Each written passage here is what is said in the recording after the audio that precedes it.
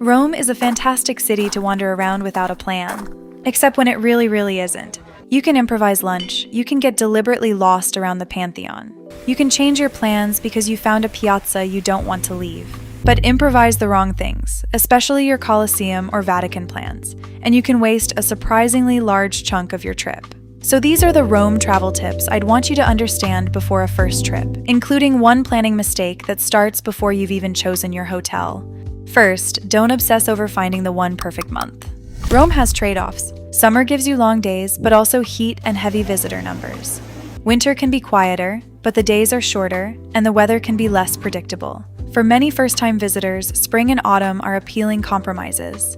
But check your actual dates for holidays, major events, and any unusual closures before booking. And how many days do you need in Rome? 3 full days? Doable. 4? Better. With 4 days, you can give ancient Rome proper attention, spend another substantial block of time around the Vatican, and still have room for the part people underestimate: just being in Rome. Coffee, piazzas, wandering down a street because it looks interesting, sitting somewhere longer than you planned. That's not wasted itinerary space. That's part of the trip. And that brings me to one of the easiest mistakes to make: choosing your hotel based only on price. Rome is a city where location can buy you something more valuable than a slightly nicer room: time. For a first trip, I'd lean toward the historic center if your budget allows it. Areas around the Pantheon, Piazza Navona, and nearby streets put a huge amount within walking distance. Monti works well if you want atmosphere with convenient access to the Colosseum area. Prati can make sense if the Vatican is a priority and you prefer staying a little removed from the busiest streets of the historic center. And then there's Trastevere. It has character, plenty of restaurants and nightlife too, but don't choose it just because somebody on social media called it authentic. Check the exact street. Rome can feel very different from one block to the next. Next, decide how you're getting from the airport to your accommodation before you land. Not while you're standing there tired, staring at signs with your phone at 12%. If you're arriving at Fiumicino Airport, compare the train with an official taxi or a pre-arranged transfer based on where you're actually staying. The train can be very convenient if you're heading toward Termini. Door-to-door transport may make more sense if you're traveling with several people, lots of luggage, children, or if your accommodation isn't close to a useful rail connection. If you're arriving at Ciampino, the options are different, so check the current official transport information for your airport and arrival time. Tiny bit of planning, much calmer arrival. Once you're in central Rome, walk more than you think you will. The Pantheon, Trevi Fountain, Spanish Steps, and Piazza Navona aren't isolated attractions. The streets between them are part of the experience. Use the metro when it genuinely saves you time. Buses and trams can fill the gaps. And before your trip, check the current public transport ticket and contactless payment rules.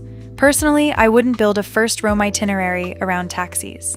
And bring shoes you can comfortably walk in for hours, not shoes that are comfortable for dinner. Different category of shoe. A power bank is also genuinely useful in Rome. You'll probably use your phone constantly for maps, tickets, photos, and restaurant searches. I've linked a few practical Rome travel essentials in the description if you're still sorting out your packing. Now, remember those attractions I warned you about at the beginning? This is where planning matters. The Colosseum is not something I'd leave until the morning you suddenly feel like visiting. Entry uses timed reservations, and ticket release procedures can change, so check the official Colosseum website before your trip and book as soon as your dates allow. Then there's the Vatican Museums. If the Vatican Museums and Sistine Chapel matter to you, don't casually leave that decision until you arrive. The basic rule is simple. Book the things that can derail your itinerary first, then keep the rest flexible. For places you don't need to reserve, timing is your best weapon.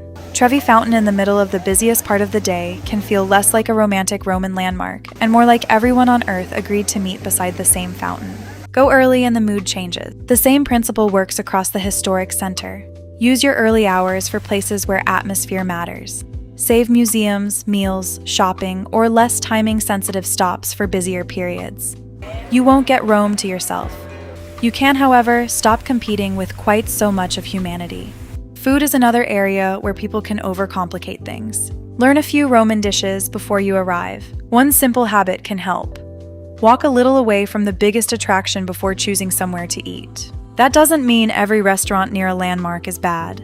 Just don't let "I can literally see the Pantheon from my table" become your entire restaurant selection process. Rome doesn't have to be cheap to be good value either. Walk when it makes sense. Refill your water bottle where appropriate instead of repeatedly buying small bottles. Use public transport strategically, rather than automatically buying whatever tourist transport product sounds convenient.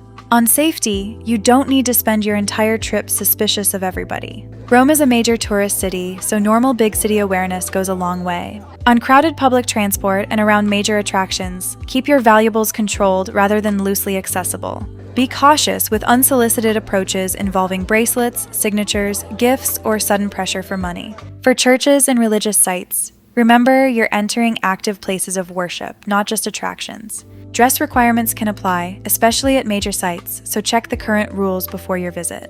And learn a few basic Italian words. Buongiorno, grazie, per favore.